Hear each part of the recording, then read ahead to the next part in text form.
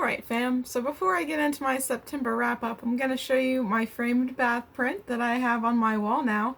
My wall is quite cluttered, but I made it work. So yeah, there it is. It's right there. I had to move the Twin Yards print, but I quite like it, to be honest. I quite like this wall. I'm getting one more canvas thing to go right underneath my Patrick Hilly's print. It says I am made of memories, and it has like hands touching. It's really cool. I will show it to you as soon as I get it. I think I might have already shown you a picture of it in some video, but I don't remember that video, so it's just gonna have to wait and see if you didn't see that video. But anyway, let's move back to the normal angle and get into the September wrap-up. So the first books that I read in September were The Wicked and the Divine, Volumes 5 and 6. I only have 7 and 8 right now to show you, but yeah. The Wicked and the Divine is a comic series. Well, it's a graphic novel series. I wouldn't call it a comic, really. But it's about these gods who come down to Earth every 90 years, and then they die after 2 years, and a bunch of shit happens. That's what I can tell you. Anything further I tell you would be spoilers, so I can't, especially like in these two, and especially in like 5 and 6, because some shit goes down in 5 and 6. So I can't tell you what happens in those, unfortunately, but that's a general plot synopsis, and you should totally read it if you like graphic novels. And yeah, I just wanted to hold up something, so I haven't read these yet, but I'm going to today, hopefully. Going to today. That's why I got them out to show you, because I'm like, if I get them out, then I'll read them. Hopefully. The next thing I read in September is something that I cannot hold up because I got it from the library and I had to return it, and I don't have like an equivalent to hold up for you like I did for Wicked and Divine Volumes 5 and 6, which I also got from the library. But that is another graphic novel, and that's Avengers Children's Crusade. It's about the Young Avengers and their hunt to find Scarlet Witch, essentially. I don't want to tell you too much more because that would be kind of spoilery. But yeah, that is the plot synopsis, essentially. And it was really good. I just love the Young Avengers so much, y'all. And I need more books with them. I'm like contemplating trying to find the original run of Young Avengers, but then I'm like,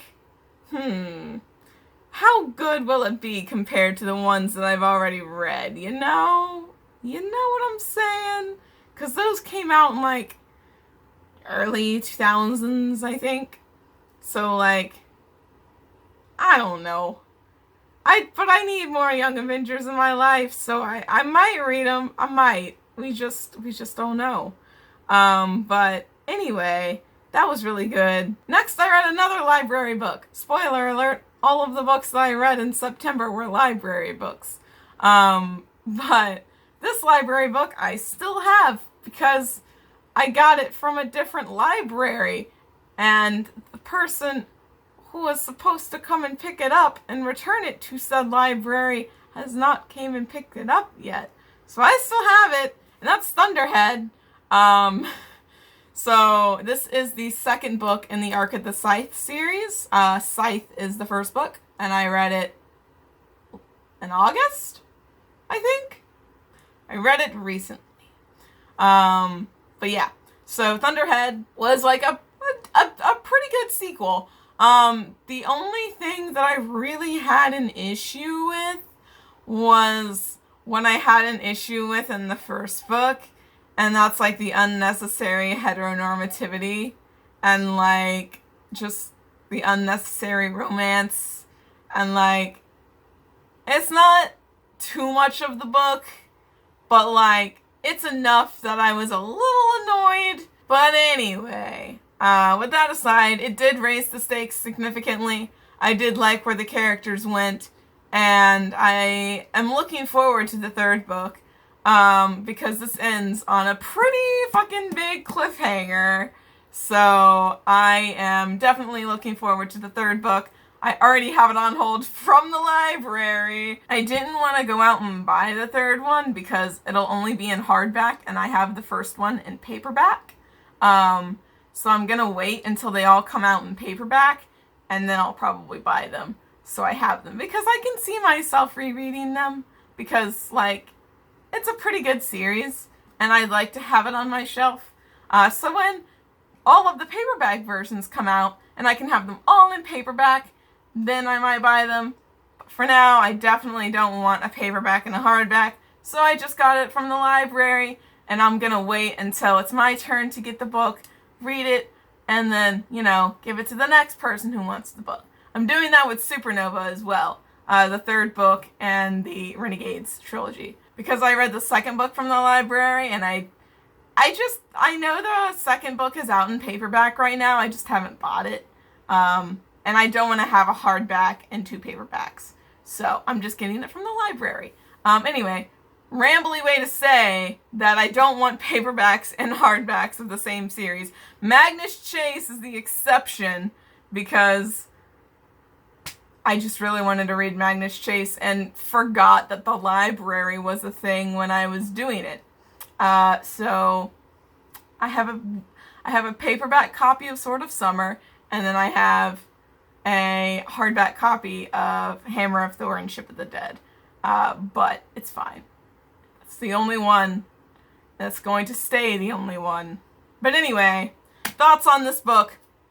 Good, except for the heteronormativity, y'all. Just do not like it.